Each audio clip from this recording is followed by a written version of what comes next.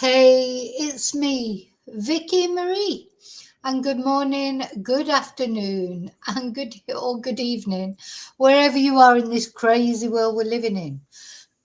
So I'm back. I'm back. I've already been on this morning, this live that I'm going to do now, the things I'm going to talk about now. I've been trying to do for 2 days, and then these other things keep coming up. Anyway, I'm here now and we're going to talk about these are all British issues or British crimes, if you like, updates on things we've talked about before, things that we just, I wanted to update you on because of things that I've talked about before on my channel. So, first of all, I just want to say I've lit I was going to say the big candle, but look at the size of it now. This was a huge candle. And there's been that many things going on this month in December, coming up to Christmas, isn't there? Good news. A lot of it's been good news. It's been a December of justice, various verdicts, then sentencings. We found out it's been hard because we found out harrowing details, like in the Sarah Sharif trial, etc. But there's been some good justice this month. So that's the reason my candle, I need some more big candles. But I've lit 4 candles as normal, or I say I've lit them. I've got 3 tea lights that I'm going to light. And literally, I am lighting a candle for anyone who needs it again.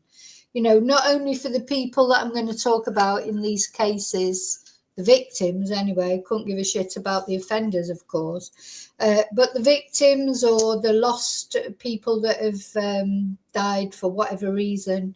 Not everything I'm going to talk about is a crime in this case, in this video. But yeah, so just a candle for everybody, anyone who needs one, anyone who needs some prayers, anyone who needs some, I don't know, and I know we all go through things at times. And Christmas just brings everything home, doesn't it? Makes it all worse.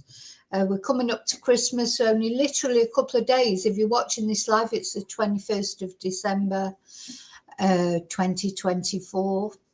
For those who aren't watching it live, so you know.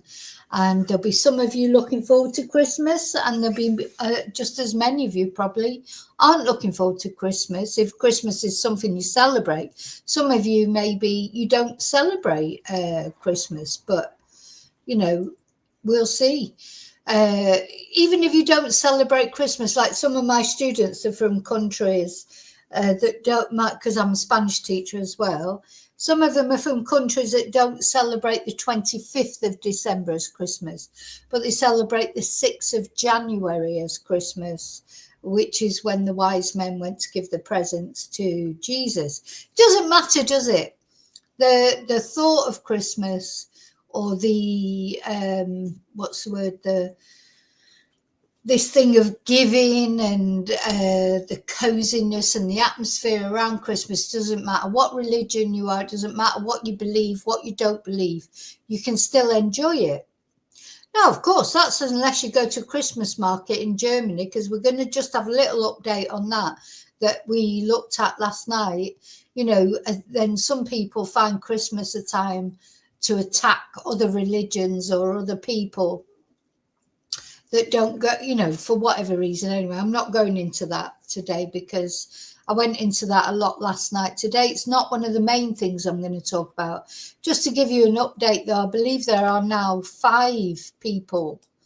4 people are confirmed dead and more than 200 injured in that attack. But anyway, I'm not talking about that now. I'll talk about that another time when maybe we get more details. But the point I'm trying to make is, if you're not looking forward to Christmas for whatever reason, whether maybe you've had a bereavement, maybe you're not feeling very well, maybe you've got family problems, relationship problems, maybe you've got financial problems, mental health problems, physical health problems. There's so many problems that we might have in, life is difficult, isn't it? It's hard work for all of us. But there are some people that are going through a little bit more problems, aren't they? You know, people that are going through, you know, they've lost their loved ones to crime, you know, might be the first Christmas that they're facing. Some of the cases we're going to talk about, or people who've just, you know, they've lost someone. It might not be to do with crime. They've lost someone because they've died, or an animal, you know, a pet. There's so many things. So the candles are for all of us that need them. That's what I'm trying to say, and I'm waffling around it. But what I'm trying to say is the candles are for anyone who needs some prayers, some thoughts. Thank you. So I want to say, before I get started, thank you as always to all my subscribers. I need to put my banner on. I forget it every time. Thank you for watching, for liking, for subscribing. Special thanks as always to my members, which I'm going to talk about in a minute. People that have bought me a Ko-fi. Some people lately have been so generous. Thank you so much. And people who send super stickers, etc. You know, that's it. If you enjoy watching my channel for whatever reason, maybe you just think I'm an idiot and you enjoy watching it because you like me make a film yourself, I don't care. I just hope my channel brings some, I don't know, enjoyment, some entertainment, and also some information, because obviously I talk about serious things. Sorry, as I was saying that, this cold, wet nose, come on, come up, because Riley, come on then, oh. One of my dogs, as soon as I get on a live, he comes and sort of, you know, pushes, come on, are you coming to photobomb or not?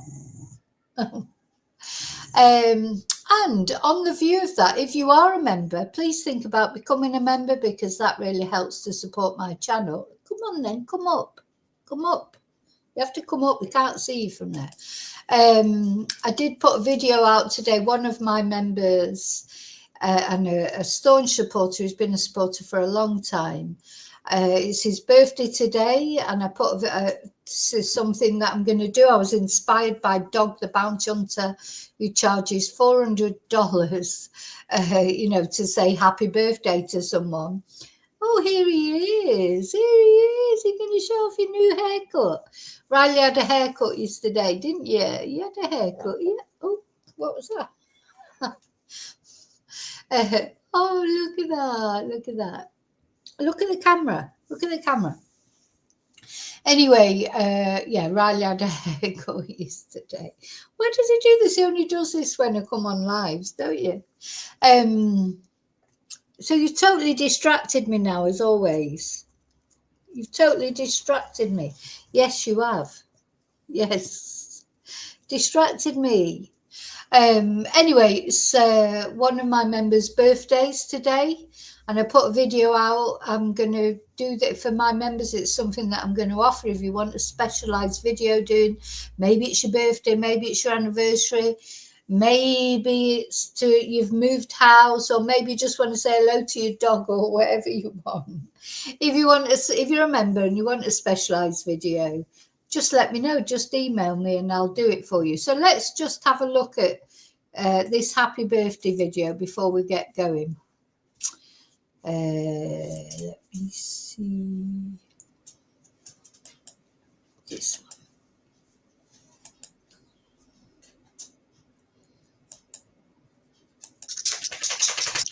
Happy birthday to you. Happy birthday to you. Happy birthday, dear Mellow Maggot. Happy birthday to you. Cumpleaños feliz, cumpleaños feliz. Te deseamos todos cumpleaños feliz. Another year older, another year wiser. Time to start going backwards now. You'll soon be 21 again. Thank you for all your support of my channel, and I'm sure all the chatters would join me in wishing you a very special day. Did you see the dogs even had to get in on that by shaking, well, you know, shaking themselves so you can hear them in the background. My dogs are total photobombers. or total video bombers. You know, they always try and get in on everything that I try and do. If it's barking or if it's whatever it is. Anyway, I hope you're all singing along for Mello. I don't know if Mello's on at the moment. Now I know. Oh, so another thing I want to say is hello. Hi, David. You're the only one chatting at the moment, but there are other people watching. I know it's the last Saturday before Christmas, so probably a lot of you are out there at the moment doing mental last-minute shopping. I want to say hello to lurkers who don't like to sort of chat but like to watch in the background. I appreciate you as well. And I know this is not the right day probably to be doing a live, but I had to just do it because how often can I, how much can I put off this live that I've been going to do for ages? Okay, so where we're going to start? Now we're going to start with a case that I haven't covered before, but I was intrigued to sort of read about it because this is, we've seen justice today in the Delphi murders where Richard Allen, or the defendant, I don't really like using his name now, but so he's been awarded 130 years sentence. That's American justice. Let's just have a little look about what British justice looks like. What is wrong with Britain that they cannot give proper sentences to murderers? What the fuck? Sorry, I'm going to swear. I couldn't give a shit, to be honest. Coming up to Christmas, I'm in a Christmas mood. These people, they could not give a fuck about their victims, and what happens is they get short sentences. So we're going to look at this case of Brian Whitelock, which you might not even know anything about, but he's just been sentenced for killing the second, well, actually, if you think about the third person that he's killed. Let's have a look. Now I thought I had it up here somewhere, but I might have put it down when I was doing other things. So this twonk, so his name is Brian Whitelock, and he's Welsh. He's a triple killer. Now we've got like here, the BBC saying, could triple killer have been stopped? Well, of course he could have been stopped, for fuck's sake. He could have been stopped if he was never let out of prison in the first place after he killed the other two. Triple killer given whole life sentence. Thank God for that. That's the biggest sentence that you can get in British justice, is a whole life sentence. Why has it taken a third person to die before this fucking... I mean, come on. Oh my God. Imagine that's the last face looking at you when you leave this earth. That's it. This fucking idiot looking at you, this ugly person. Ugly thing is not about what it looks like on the outside, it's about what it looks like on the inside. So he's finally been given a whole life sentence for his neighbour's murder, but he'd already killed someone, and his own brother. He killed his own brother before. How was he ever let out? There's something going on in Britain. There's something wrong. We haven't got enough prison space. That's the problem. So letting people out because we've got nowhere to put them. Build some more prisons, or use the prisons that are already there but are old or whatever. Doesn't matter what conditions they live in. Let them live in shitty conditions. I couldn't give a shit. I'm not talking about little old dears who haven't paid their TV license. We're talking about people that have murdered several people. Who cares what conditions they live in? They want to be lucky that they've even got a roof over their head and food to eat. So this is him, Brian Whitelock. He will never be considered for parole after murdering Wendy Buckney. Well, that doesn't help Wendy or her family, does it? He'll never be considered for parole now, but he'd already murdered 2 people.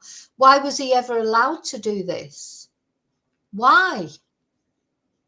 So he's 57 years old, and the family of a man who he murdered 24 years ago, 24 years ago, have said catastrophic failings of the probation service enabled his killer to strike again.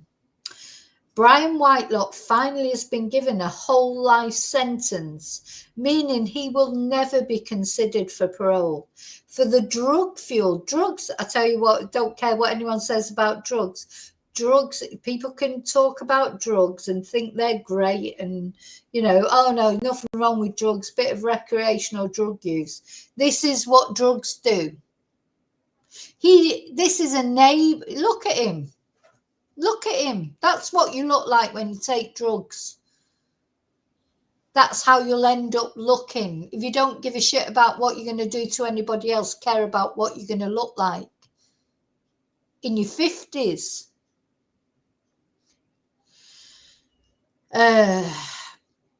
So she was a bubbly and caring retired riding instructor, Wendy. He had moved into a flat across the road from the 71. She got 71 years old, not doing any harm to anyone, and that twat goes out and murders her. And he'd already served 18 years in prison for murder and manslaughter, including killing his own brother. Oh, I'm so angry. It's understood that a multi-agency serious case review will now take place. Oh, you know what this is going to be, isn't it? Lessons learned. Got to make sure this never happens again. Blah, de, blah, de, blah, de, blah, de, blah. So this will take place to discover if authorities missed opportunities to protect the public from the double killer. Let me think. Did they miss opportunities? Do you think they did? Why have they got to have an investigation? To know that, of course, they missed opportunities. So the probation service said it was also conducting its own review. So the other people that have got life orders are Lucy Letby, Mark Bridger. You probably know these people. Wayne Cousins. These are people that have got whole life tariffs. Don't get that much in Britain. You've got to be an absolute twat to get that. But you know what? Why? In America, it feels like you've only got to do one crime. We've just seen Richard Allen sentenced to 130 years. He killed 2 girls, but he's had 130 years. So why in Britain you might only get 10, 20 or 30 or even 40 that Irfan Sharif recently got? Why did he not get a whole life tariff? Sorry, it's wrong. So Mr. Justice Griffiths, sentencing Whitelock at Swansea Crown Court, called the murder in August 2022 a frenzy of violence because he was drugged out of his head. That's why. Please tell me drugs are great and fine and it's no problem. Rubbish. He was in a psychosis, probably a drug-induced psychosis in his 50s. Wendy knew what you were doing to her. Her injuries included injuries to her hands while she tried to defend herself. Think about what that woman went through. But of course, she was no match for you. You described it as torture, and that's what it was. You described her as a second mother to her. So this woman was looking after him, helping him. That's what she got. The road to hell is paved with good intentions. She was helping him, and that's how he repaid her. She deserved nothing but gratitude, but you brutally murdered her anyway, and you have never, ever suggested a motive. Well, drugs were the motive. Psychosis. He's a fucking nutter. He's always been a nutter. He's already murdered someone and his own brother. So in a victim impact statement read in court, Wendy Buckney's sister, Anne, said Wendy knew about Whitelock's past, but she'd given him odd jobs to do around her flat because she felt he deserved a second chance. Oh, my God. Anyway, applause broke out in the courtroom when the whole sentence was handed down. Anne said her family cannot stop thinking, this is the victim impact statement, cannot stop thinking about the day Wendy was killed and whether she was frightened or begging him to stop. Well, I think you could bet really she was frightened and begging him to stop. She said he's not just taken one life, he's taken ours too. And the scale of her injuries meant they could not visit the mortuary to say goodbye. So this is Wendy with her beloved horse. The horse will be missing her as well. Hugh Rogers of the Crown Prosecution Service called the attack sustained and brutal, adding that Wendy's family showed remarkable fortitude during the trial. And there's Wendy. So Wendy, really, she was killed because she was trying to be nice to someone. And Detective Chief Inspector Matthew Davis of South Wales Police said the crime scene was one of the worst he had investigated. As well as the extensive injuries to Wendy's body, he said the flat was devastated. A blood-covered sofa was standing on its end, and a shelving unit had been ripped apart. The broken shelves matched... Sorry, I'm starting to get upset now.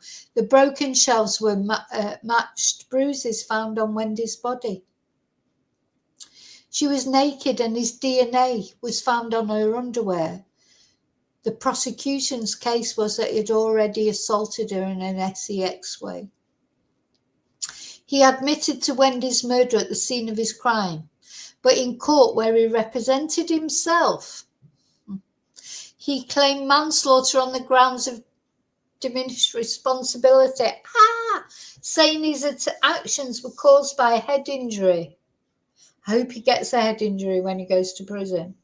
But the prosecution rejected that claim, saying that the combined effects of alcohol, a fixation with diazepam, which he was buying off the streets. Well, so he's taking alcohol as well. Alcohol's bad too, of course. But diazepam, which he was buying off the streets, isn't diazepam a drug for depression? Anyway, had sent him into a violent rage. And that's a load of bollocks, because people drink alcohol day in, day out. They probably take diazepam day in, day out. Who knows what other things he was taking. And they don't go and murder people. The jury at Swansea Crown Court took just 6 minutes. 6 minutes to find him guilty. Oh my God. And then during the court case, it emerged it was not the first time he had killed. He'd already spent 18 years in prison for murdering 27-year-old Nikki Morgan after drinking and taking diazepam. What the fuck? I thought diazepam calmed you down. Who knows? He then set fire. You know, people use excuses, don't they? They use drugs, they use mental health, they use alcohol. But there's people out there all the time using all those things. He is just an evil person. He then set fire to Nikki Morgan's body, starting a blaze that also killed his own brother, Glenn, who was sleeping upstairs. He was given a life sentence, but was released on license in 2019.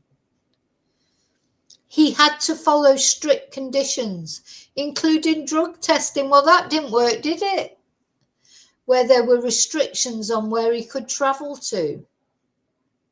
Nikki Morgan's family told BBC Wales they repeatedly warned the probation service that he was travelling to areas he was banned from and buying drugs.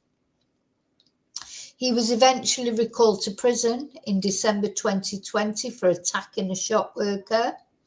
Nikki's family then wrote to the parole board urging them to deny his re-release and warning he would commit another horrific offence. So this is poor Nikki Morgan, who was 27 when he was murdered by him.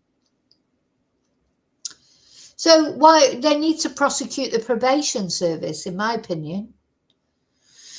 So in a decision document seen by BBC Wales, the parole board said it had identified protective factors that would reduce the risk of him reoffending, including his ability to reflect on situations and victim empathy. Sorry, I'm not laughing because I think it's funny. It's just so fucking ridiculous. So Whitelock was released in October 2021. And here we are now. He's already murdered one other person. The only good news in this case is he won't be able to murder anyone else unless he kills someone in prison. Nicky Morgan's sister Melanie said from the day he was released he was using drugs, drinking, riding around Swansea all against his conditions. It could have been prevented if they had listened. And in the days leading up to Wendy's murder, neighbours became increasingly concerned about Whitelock's behaviour and reported it to police.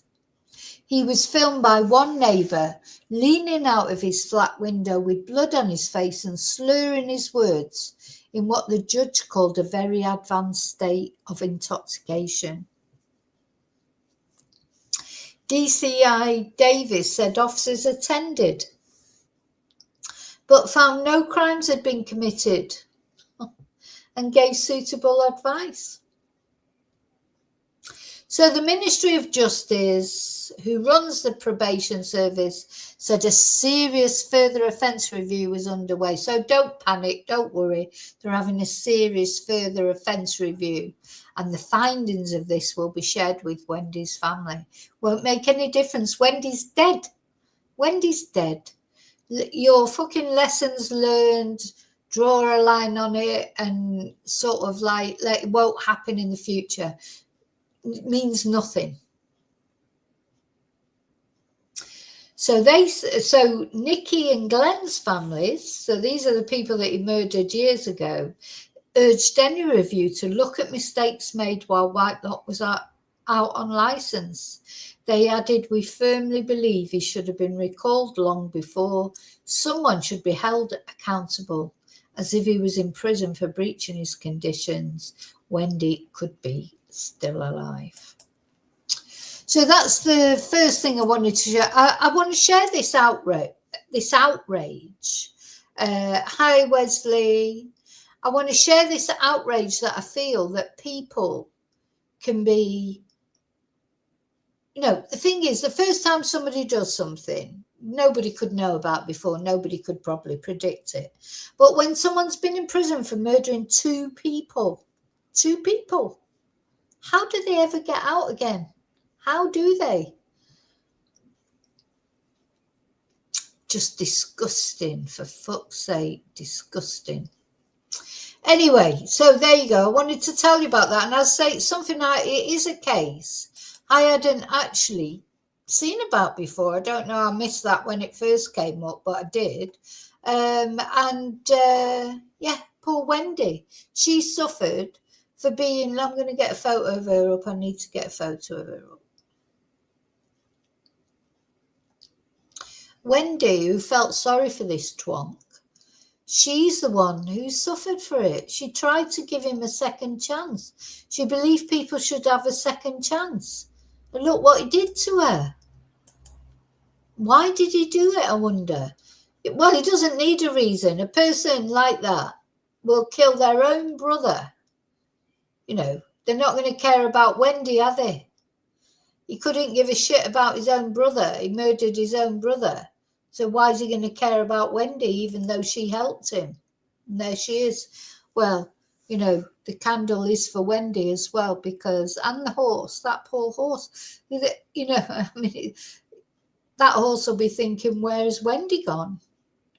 She was looking after it, if she was looking after it. Anyway, never mind. I can't dwell on that because I could get too upset. The thing is, there's nothing we can do to change the past. The good news is that ugly bugger, he has at least received a life tariff now.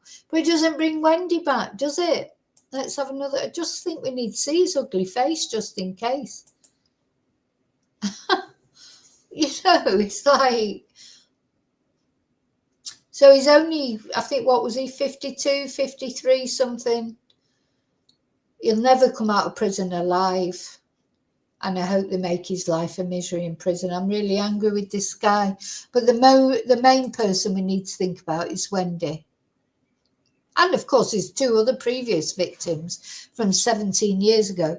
But if he what I'm trying to say is, if he would have got a proper sentence, like Richard Allen has got, 130 years sentence for murdering two people, he wouldn't have been there to murder this lady.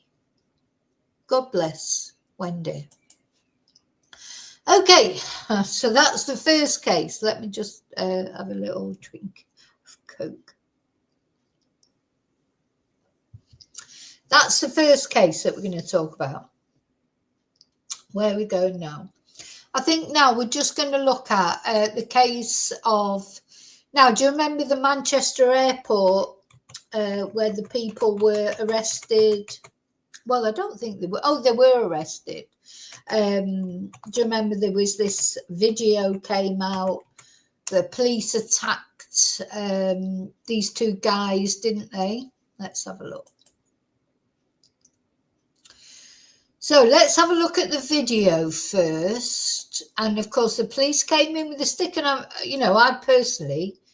still would give the police stick for it, because I don't care if you are the police or whatever they've done. You should not kick someone in the head. That's my opinion. But of course, there's this sort of big story behind it. We don't know the full thing probably. But anyway, the two guys that were attacked. Oh, that's not.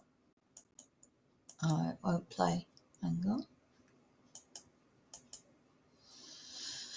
That one won't play. Let me find another one.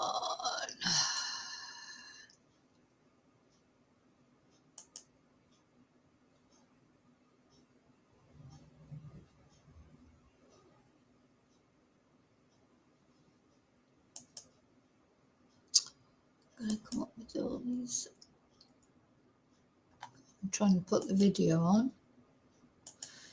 Sky News now, it just has so many adverts on. All of them do, don't they? Let's try this. Yeah, you can see on this picture the policeman did kick this guy in the head. And at the end of the day, he was already on the floor.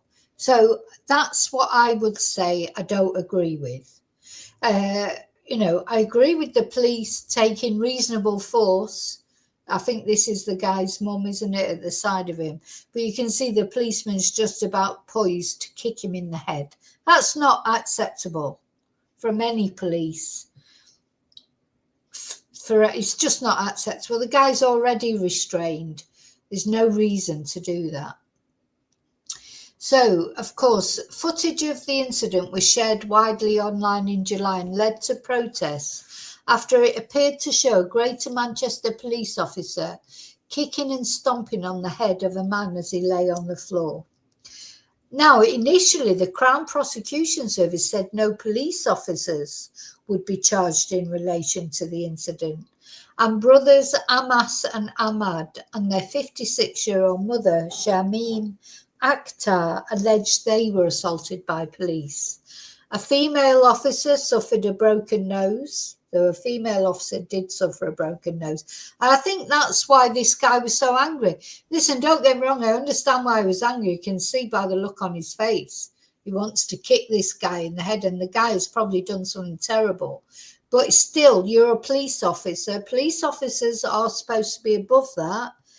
That's just the way it is. You do not kick someone in the head.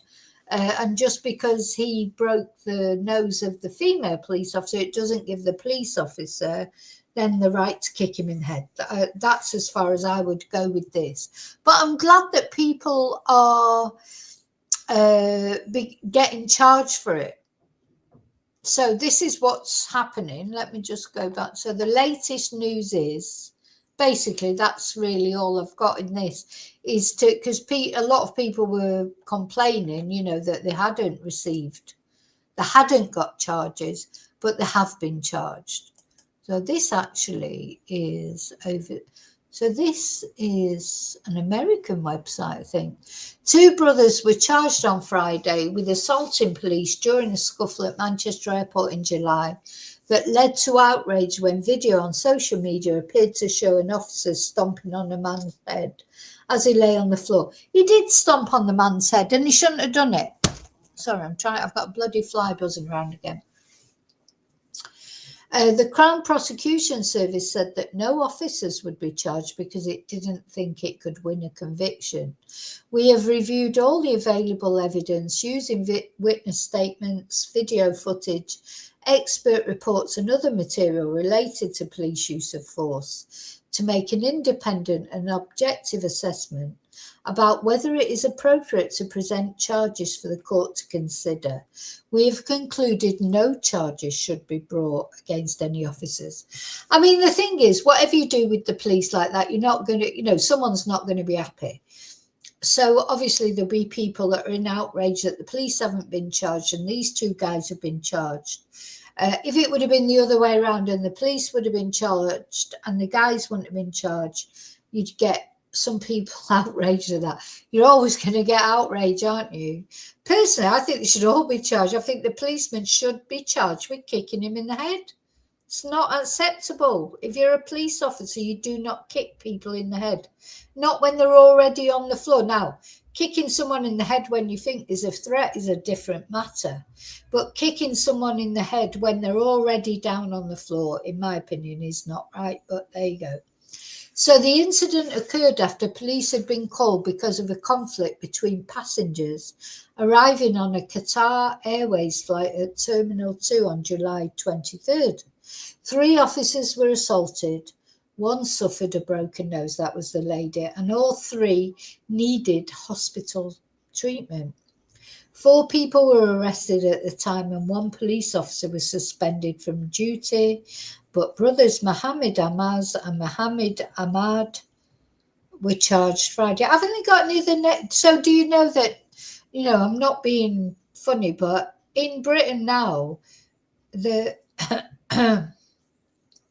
the most popular boy's name is Mohammed.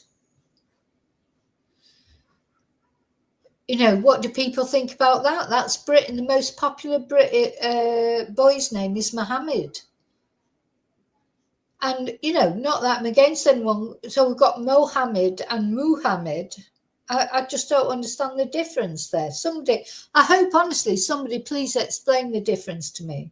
But also, it's like this sort of, in Britain, normally we encourage individuality, don't we? But if everyone's called Mohammed, no offense to Mohammed, it'd be like if everyone was called Jesus.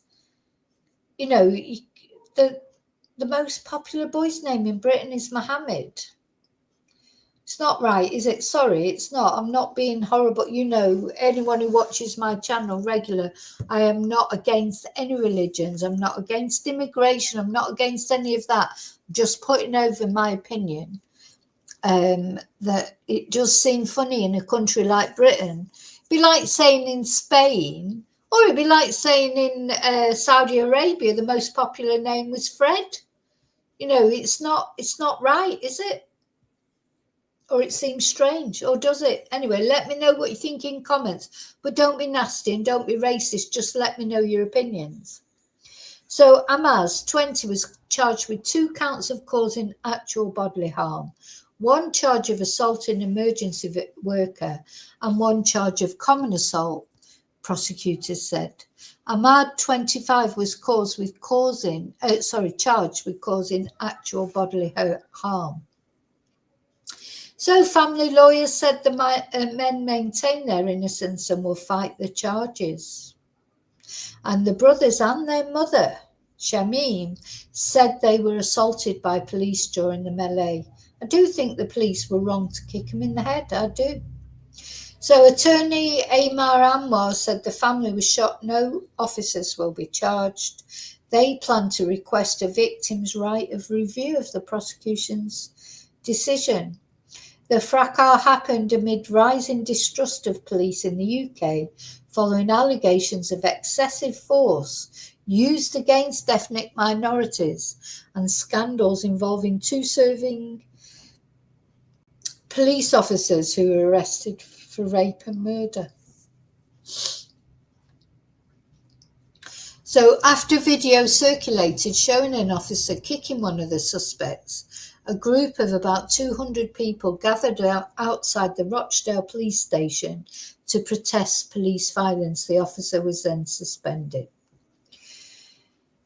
So, additional video later surfaced showing fast-moving and chaotic scenes from a different perspective, with men punching officers and one officer firing a stun gun to subdue a subject, which is fair enough. Stun guns are fair enough. Kicking someone in the head is not fair enough, anyway, in my opinion. So, that's the way I look at this case. I think they're right to get charges, the two Mohammeds, but also I think the policeman who kicked one of them in the head, should also face some retribution, personally. Okay, so that's the second thing I wanted to talk about. Now, the third thing that I want to talk about is Michael Mosely. Do you remember the case? Well, it's not a case, is it? It's not what's the word? This is not a criminal case.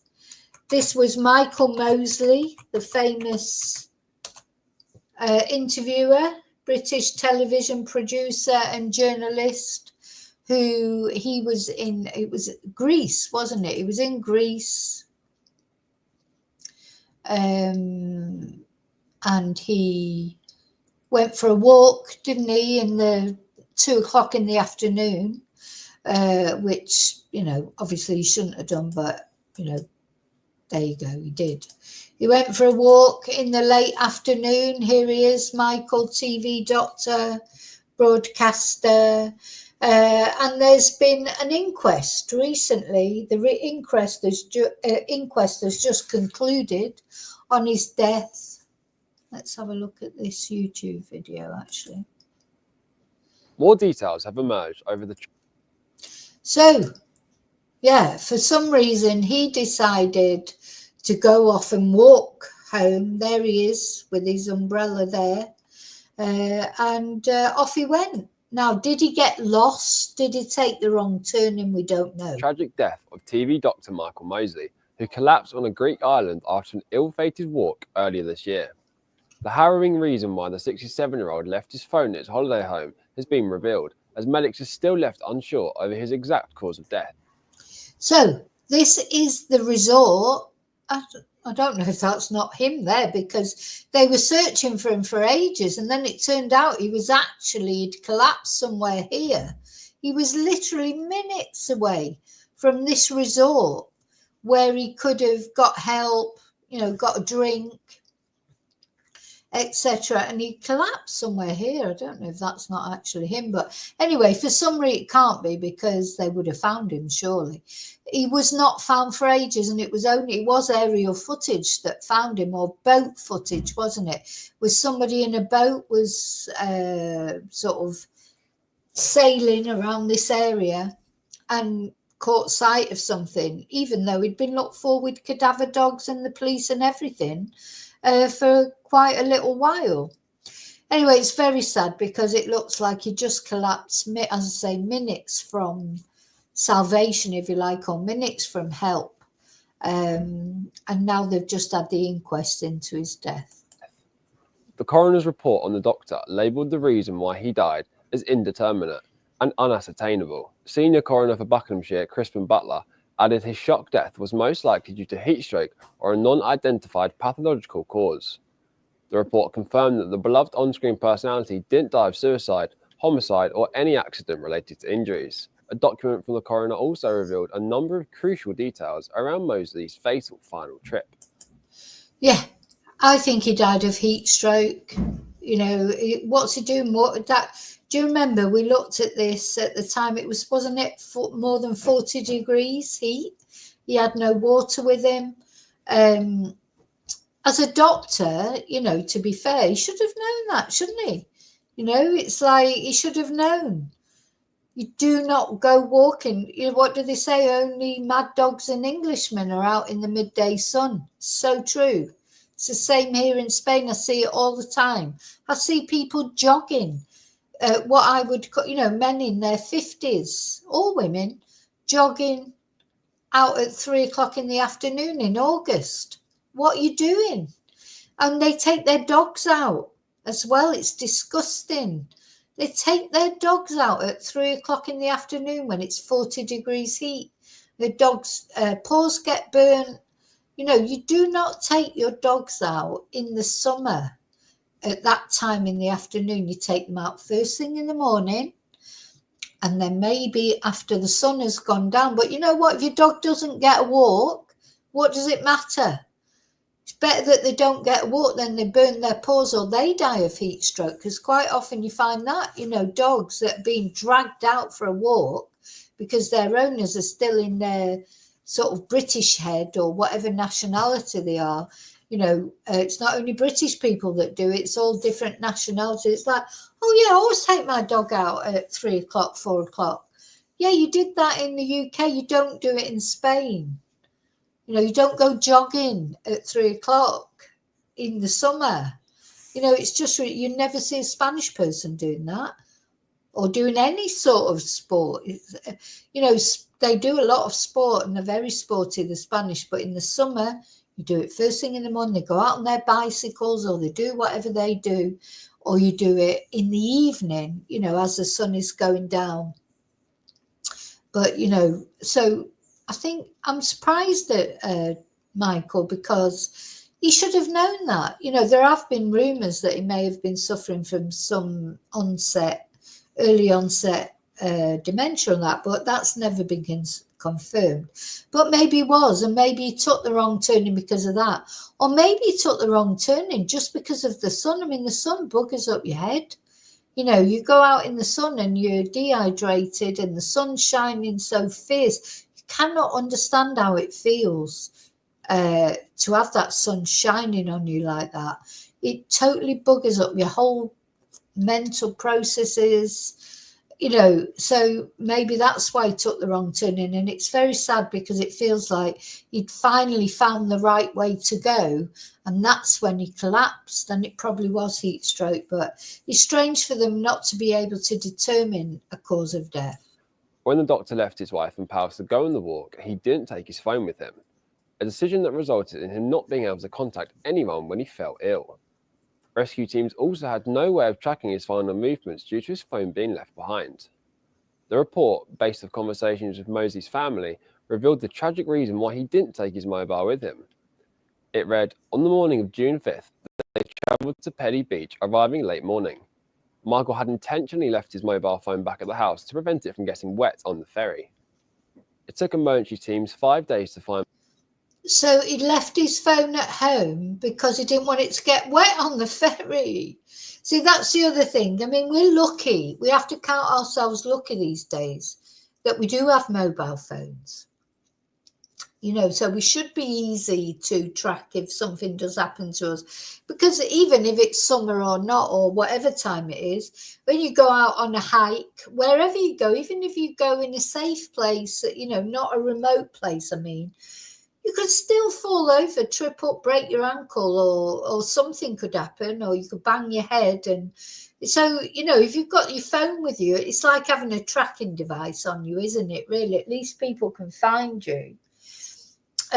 So you've always got to take, you never mind if your phone gets wet. It's like, well, just keep it out of the way so it doesn't get wet. But anyway, he didn't take his phone. We can't change that now. It's a shame. It may have said, see, we don't know if he died instantly when he collapsed, or could he have been saved if somebody would have seen him, or if he could have maybe sent a message or whatever. We just don't know, do we? But it may not have saved him taking his phone. But if he went missing, if he got lost, it definitely would have saved him. Because he could have phoned someone and said, I've taken the wrong turn, I don't know where I am. And he could have sent his location to someone. Thing is, on WhatsApp, you can send your location, can't you? So it definitely would have helped if he would have taken his phone. And we are lucky to have phones, really. Mosely's body on the Greek island of Symi. According to a witness, he was only discovered after someone noticed a shine from his watch. The health guru was tragically just a 90-second walk away from the safety of a beach resort bar before he collapsed. Dr. Mosely's wife, Claire Bailey, raised the alarm. 90 seconds away he was. And he was lying there for a few days while they were looking for him, and people were in that cafeteria or that restaurant, not realising there was a dead person just round the corner. It's weird, isn't it? After her husband failed to return back to her holiday home by the evening. She described him as looking energetic and cheerful just minutes before he wandered off by himself. A search for Dr. Mosely, often seen on the One Show and This Morning, was launched, and it involved up to 100 people. Helicopters, drones, and sniffer dogs were all also deployed, but officials still struggled to find him for days. An autopsy completed in Rhodes earlier this year signalled Dr. Mosely may have taken a final rest stop before he died. A report showed the position of his body indicates that Dr. He is weird, isn't it? Because they were searching for him. They had dogs out there, and not, why did they not find him when he was just round the corner? Anyway, but it's possible that they were searching for him, and he was still wandering around. I don't know, but so what they're saying is they think that he may have sat down just to take a breather and just passed away. We'll never know the full story probably with him, but it's very sad, very tragic, because you just really do feel that this was just, some accidents can't be prevented, that you look and you think, oh, nothing could have been done, or if someone's met foul play or whatever. But you do feel in this case that it's something could have been done. Do you know what I mean? It's like you feel like maybe he could have been, if he would have had his phone with him, or, he could have been found in time and he would have been dehydrated and all those things, and he might have been needed to taken to hospital, but he could have been saved. Doctor appeared to have rested his hand on the wall before he collapsed. Questions still remain over how Dr. Mosely ended up on a treacherous mountainous route in Greece, however. Two theories claim he was either trying to get to the resort just 100 yards away, or that he'd been heading to the sea hoping to cool off from the 37-degree temperatures. It's thought he could have then collapsed or slipped and banged his head. His body was finally found just 100 yards from the safety of a restaurant and 150 yards from a spot that was previously searched by his 4 grown-up children just a day prior. Yeah, that's odd, isn't it? So a spot that was previously searched by his children the day before. So maybe he was lost somewhere else, and then that's how he he could have been walking around for ages. And I think this sort of also ties into the Jay Slater case. This guy was a doctor, and he knew this area, and he still ended up coming to a sticky end, if you like. Then when you look at Jay was off his head after he'd been 3-4 days partying in a really dangerous zone, more dangerous than this zone. Didn't have a clue where he was or where he was going, and a young lad who knew nothing about anything. But, so it makes you see these things do happen. They do happen. Holidaymakers, hikers, they go missing all the time. And there was one recently, actually, that was found, wasn't it, after 6 days? There's one in Spain. I saw it on my Spanish Twitter. Well, I've only got one Twitter, but I follow Spanish things as well.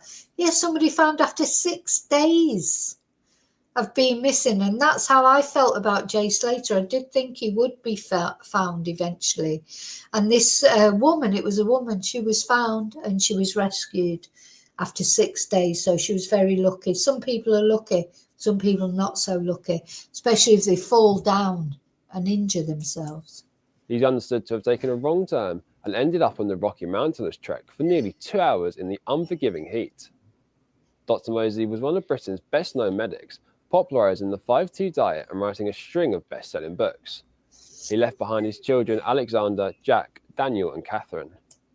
Oh, so love goes out. Oh, let me just turn that up. So prayers go out to him, of course, but also to his family, facing their first Christmas alone. So there's lots of, not alone, but, without Michael.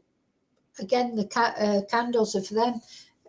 you know, people that there'd be a lot of people this year, as every year, that Christmas will not be the same as it was before because they're missing someone.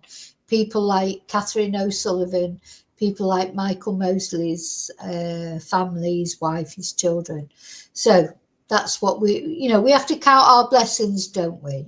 We count our blessings that if we're, as I know I've said many times, I've had horrible Christmases, but this year, hopefully, touch wood, it's going to be a nice Christmas. I'm going to spend it with you guys as well as with loved ones and that. But, sometimes I've had Christmases where I've literally not even spoken to anyone all day and just been waiting for that day to be over for various reasons. One day I'll write a book about that, but at the moment I don't really want to talk about those situations. But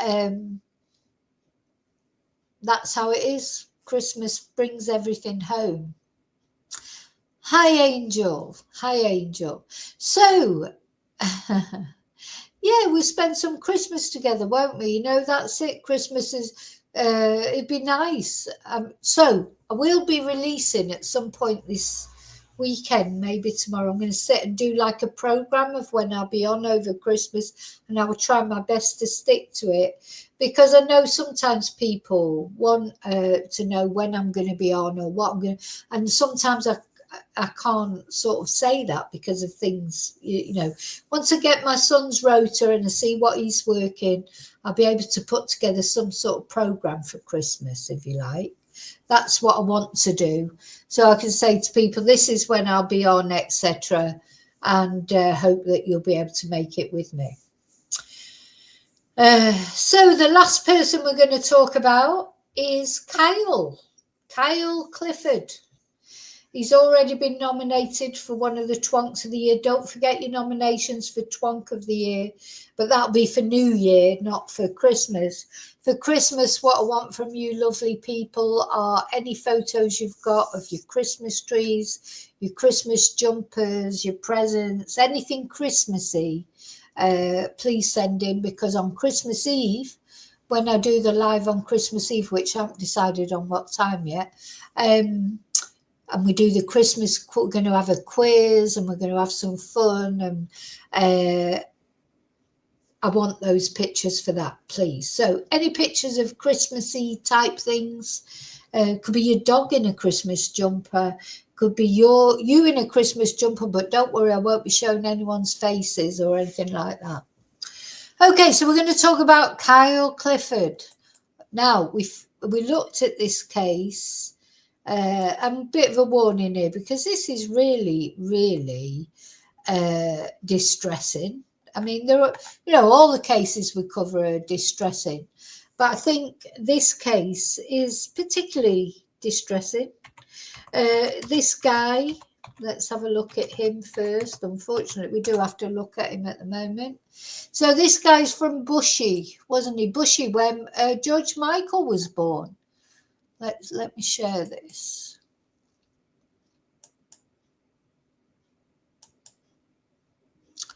And earlier this year, an ex-British soldier, earlier this year, after his girlfriend had the cheek to split up from him, he went off to her house and murdered not only her sister, and her mother. Carol Hunt was the mother, and the daughters are Louise and Hannah. And Louise was his ex-girlfriend. And yeah, she had the cheek. She didn't want to be with him anymore. Oh my God, Kyle, how dare she not want to be with you, you twonk.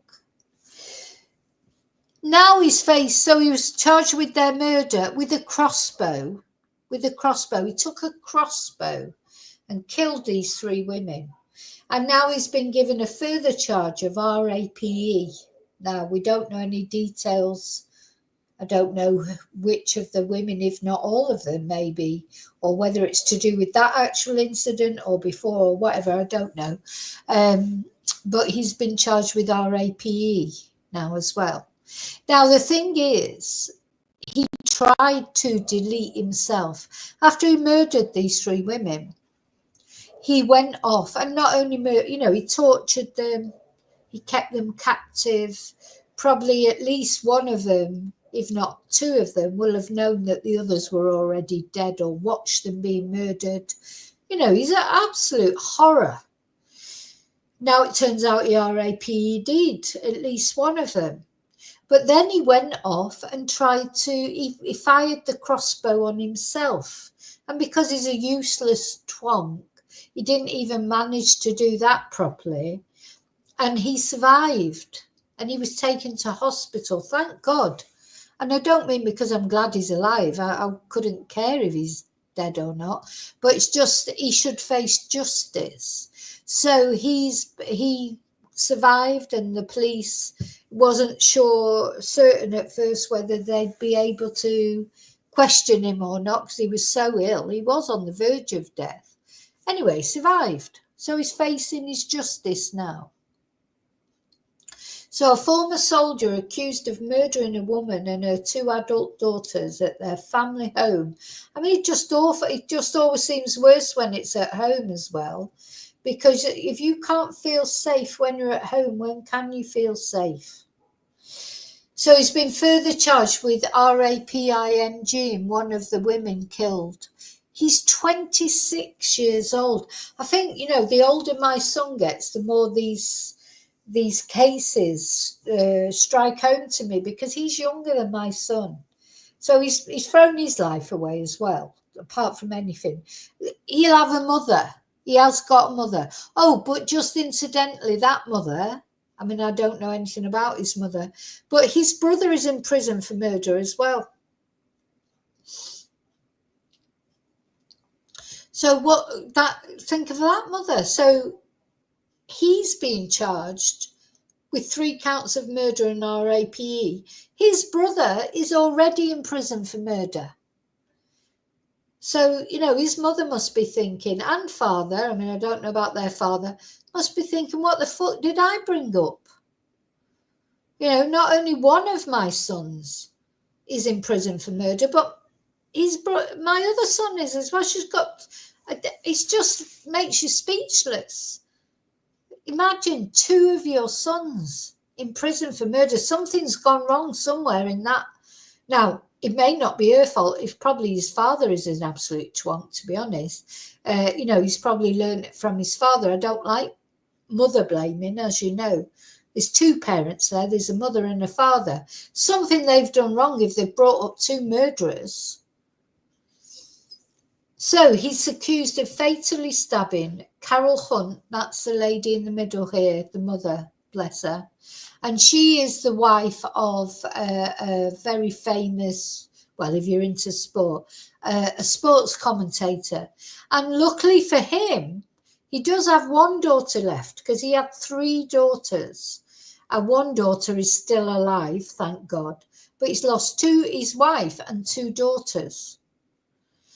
So he's accused of fatally stabbing Carol Hunt, the wife of the BBC 5 Live commentator John Hunt, and shooting dead Louise Hunt, 25, and Hannah Hunt, 28, with a crossbow in Bushey, Hertfordshire on the 9th of July. Now, no matter how angry he might have been with Louise, this is Louise on the right, why is he taking her whole family with her as well? I mean, he shouldn't have been killed. You have not got the right to kill someone just because they don't want to be with you. And this really strikes home to me, because my ex-partner was like that. I know I'm lucky to be alive. This is a partner from years ago. It's not a recent thing.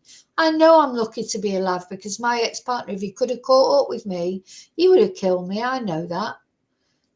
And he would have, even my friends at the time were saying, oh, no, he'd never do anything to you because he loves you.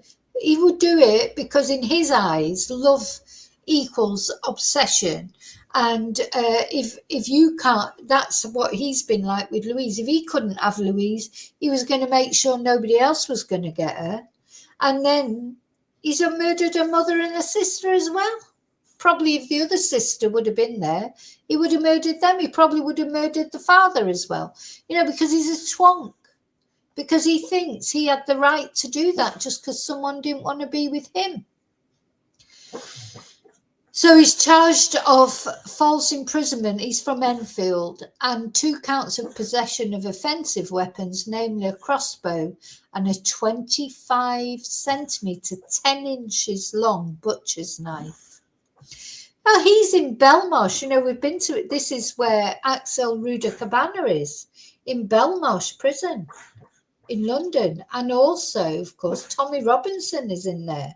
They put all the twonks in there, don't they? Though Tommy, to be fair, he hasn't murdered anyone. Sorry, Tommy, I'm not trying to say you have, because you haven't. But this is, they take really sort of, Belmarsh seems to be a place where all the real horrible twonks go. So he appeared via video link at Cambridge Crown Court. He entered a not guilty plea. Oh my God. But why doesn't anyone ever plead guilty? They've got video footage of him going to the house with the crossbow hidden under a cover. How's he going to say he didn't do it? Anyway, he's entered a not guilty plea. And during the hearing, he was further charged with the RAP of Louise Hunt. Oh, so it was Louise. That's his ex-girlfriend. And he's not yet required to enter a plea on this charge. So, yeah, I've had one last go. He's murdered a mum, murdered a sister, then he's RAP'd her. What's he going to get? He's not going to get 130 years, is he, like Richard Allen got? I hope he gets a whole life tariff when it comes to his sentencing for what he's done. Please God, he can never come out again. And you know what? Put him in prison, put him in the cell next to his brother. Let them fucking talk. Oh, God. So this is a guy, and his brother is in prison for murder as well. So a previous court heard that Louise Hunt had been found tied up when officers attended the property. That's the girl on the right. The false imprisonment charge alleges that he assaulted and unlawfully and injuriously imprisoned Louise Hunt and detained her against her will. The sisters had been shot with a crossbow and their mother had been stabbed with a knife several times, the court was told. An inquest found that Hunt died from, don't say Hunt. Do they mean Louise? Do I hate, why do they use surnames? Fuck off for the victims. Louise. No, not Louise. It's the mother. Carol. See, they're just calling her Hunt, as if it doesn't matter which one of these lovely women it is. Fuck off, Sky News. Or whoever I'm on, The Guardian, I think. So the sisters, where am I? So Carol had died from stab wounds to her chest and abdomen, and her daughters died from crossbow injuries. Clifford, use his surname for him because he's a twat.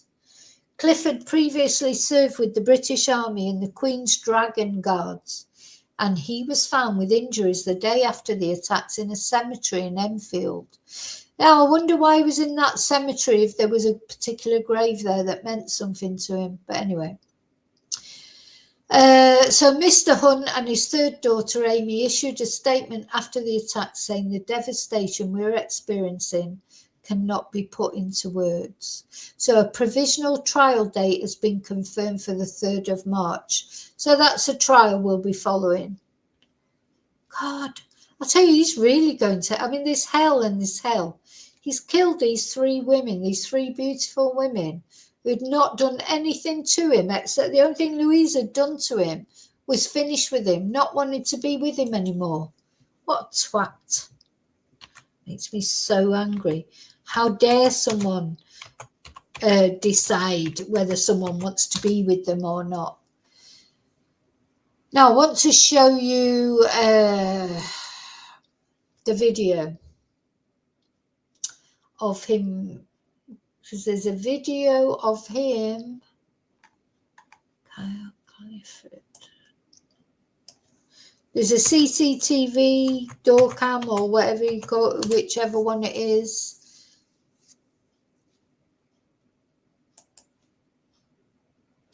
I want to show it to you.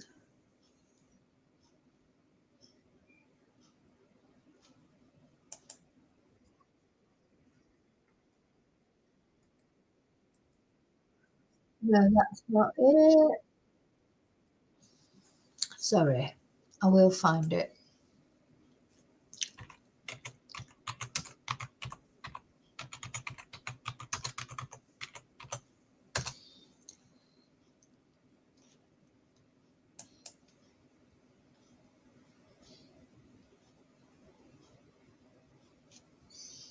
Yeah, I think I found it.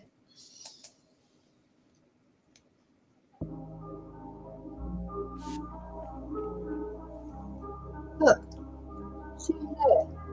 With that with that crossbow.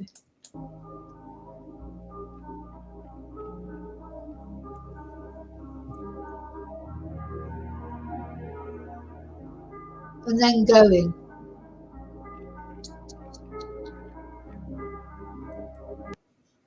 So he goes from there, then he goes to this cemetery in Enfield. I don't know if he went to a particular grave that meant something to him or not, and tried to kill himself, but he was unsuccessful, thank God.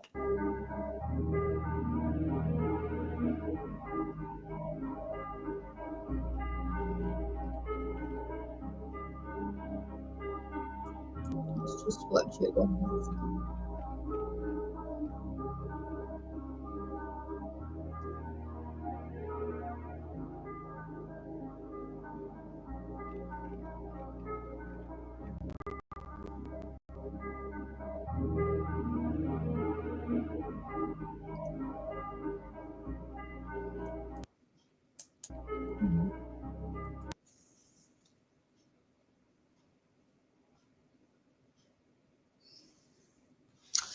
So, yeah, so I just wanted to give you that update that the trial will be coming up next year in March, that he's been additionally charged with RAPE of Louise, bless her.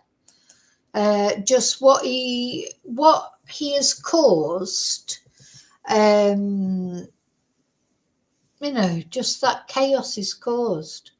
3 people, 3 women deceased, and they're only, the other 2 had no, you can't even call it an offence, I'm just saying. Louise had the absolute temerity, the cheek to finish their relationship. How dare she? How dare she not want him? And he was like, oh, I'm going to, show her she can't finish with me. Oh my God, but do you know what? It happens all the time. And I think that's how I first got into true crime, when that happened to me, to be stalked. And I just want to say something. There's women out there, there are some women out there, and men, who accuse people of stalking, and it's not true.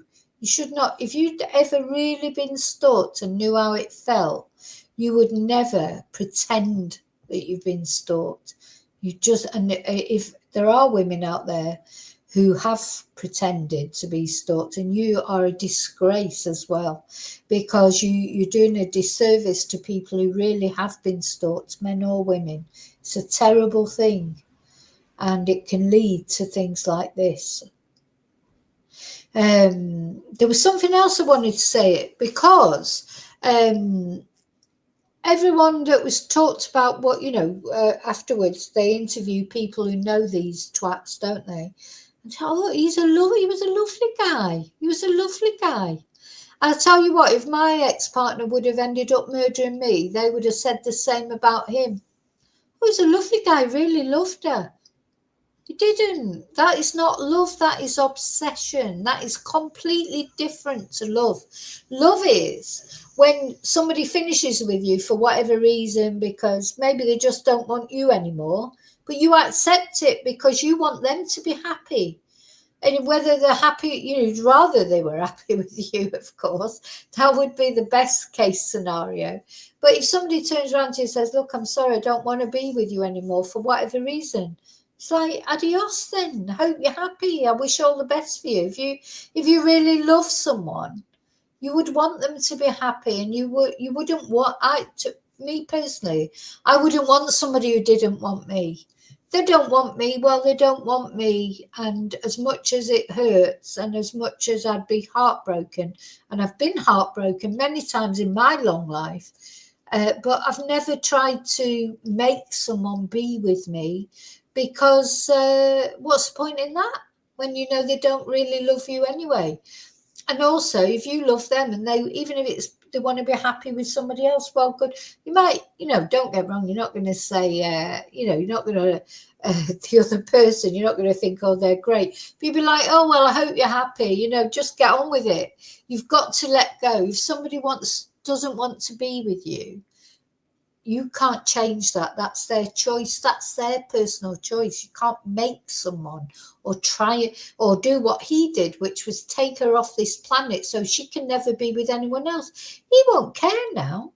He'd be like, oh, well, she'll never be with, he's never got to worry that she might be with another guy. So he's done his job. He's done, and he wanted to die because he probably thought that if he died, he would be with her. But, he ain't going where she's going, that's for sure. But he didn't think that. So he wanted to die. He wanted to go off this planet because he thought that would make, take him to where she was. I mean, deluded. God. Yeah, people are. Let me show you this article that they were saying. Oh, he was a really nice guy. Yeah, whatever. Really nice guy.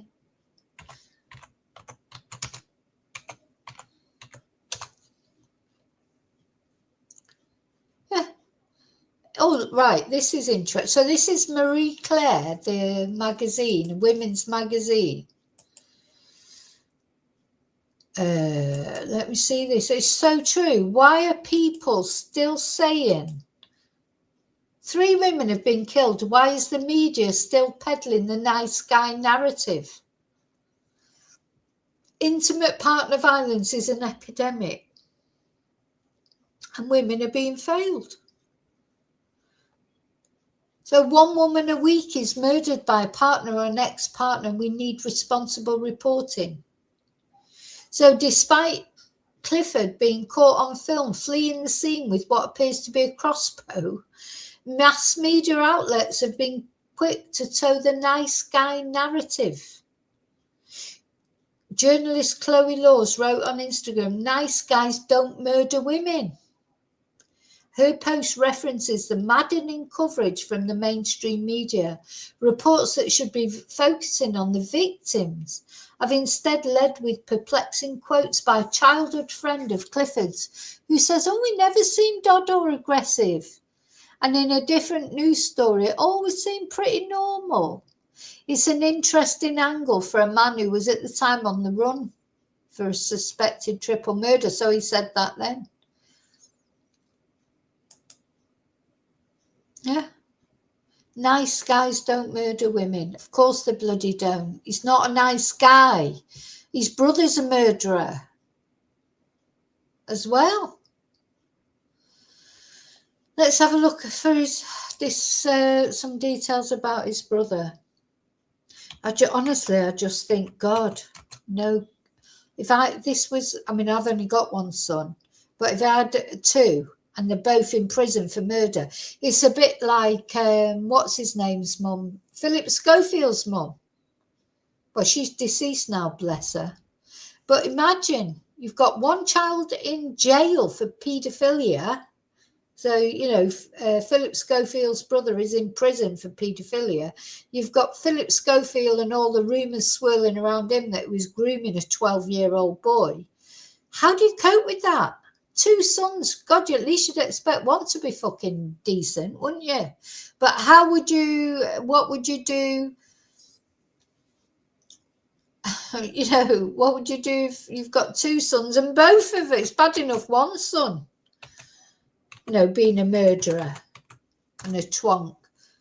So his elder brother, Bradley Clifford, was jailed for life in 2018 for murdering 18-year-old Sobhan Khan and 19-year-old... Oh, what, two people? Oh my God, 18-year-old Sobhan Khan and 19-year-old Joshua Francis by ploughing into their moped with his car after they hit his vehicle with a bottle. What? Let's have a look at that.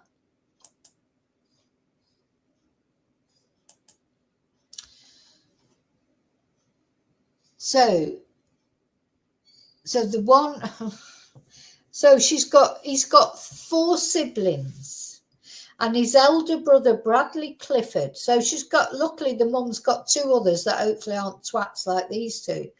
He was jailed for life in 2018 for murdering 18-year-old Sobhan Khan and 19-year-old Joshua Francis. Kyle Clifford served in the British Army's Queen's Dragoon Guards for 2 years before he dropped out in 2022. Now we've got an unnamed army source saying something. This is the Al Jazeera website. Maybe they've got a little bit more of a different attitude, but an unnamed army source told the UK daily newspaper The Sun, Clifford joined the army in 2019 and I was with him in basic training. When he joined the army, he was immature for his age and had a bit of a chip on his shoulder.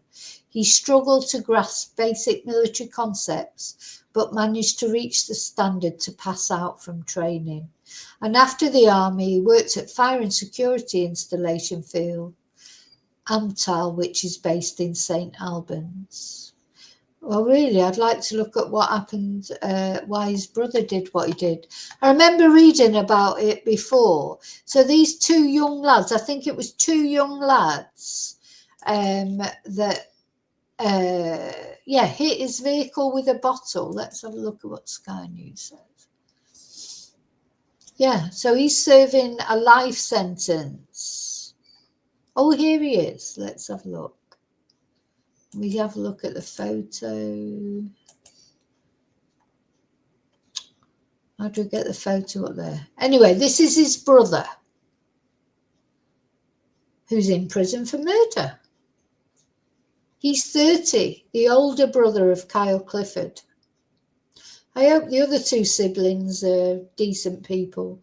So he was handed a life sentence at the Old Bailey 6 years ago for killing an 18-year-old who smashed a bottle on his prized red Mustang. I remember it now. So, I mean, obviously the guy shouldn't have smashed a bottle on his Mustang, but you don't kill someone for doing that. So he ploughed into Joshua Francis, 19, who was riding a moped, and his pillion passenger, Sobhan Khan, 18. He drunkenly, so he was drunk as well. He drunkenly chased their scooter through Enfield at nearly double the speed limit on the wrong side of the road, and the two teenagers were flung into the air when he hit them. Mr. Francis escaped serious injury by pure chance, but Mr. Khan was gravely injured, and in an intense rage, Bradley Clifford continued the attack as he lay on the street, punching him hard 9 times. There's a lot of anger in this family, isn't there, for whatever reason? Oh, so he didn't kill the second person. He killed Mr. Khan and grievous bodily harm with intent on Mr. Francis. So when they say he's got sentenced for life, what do they mean? Minimum term of 23 years. That's quite a good sentence, isn't it, by UK terms, for that sort of murder. So there you go. That's the yardstick. So if he's got 23 years for murdering Mr. Khan and 7 years for the attack on Mr. Francis, we're expecting that Kyle, for murdering 3 women, should get 3 times that, shouldn't he? God, I wish they could take him over to America for the sentencing, particularly, you know.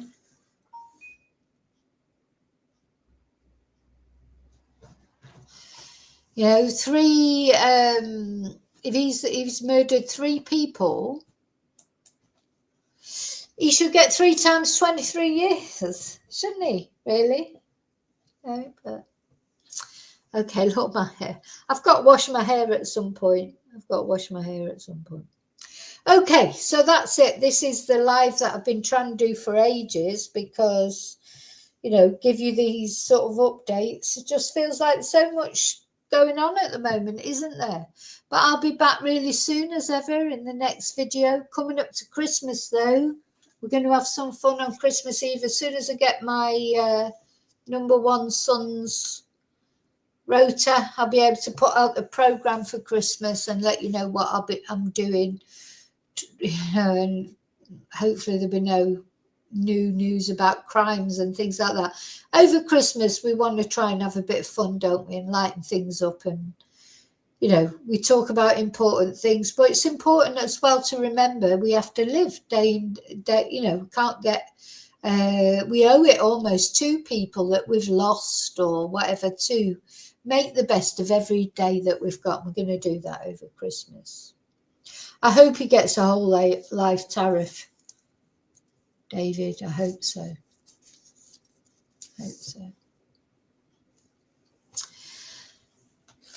Okay, I think that's it. Happy birthday, Mello, if you're watching this.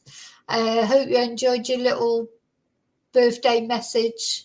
Who needs Dog the Bounty Hunter when you can have Vicky Marie Chats giving you a birthday message? Free, not $400. And I'll see you soon in the next video. Until then, may your God always go with you. Joss.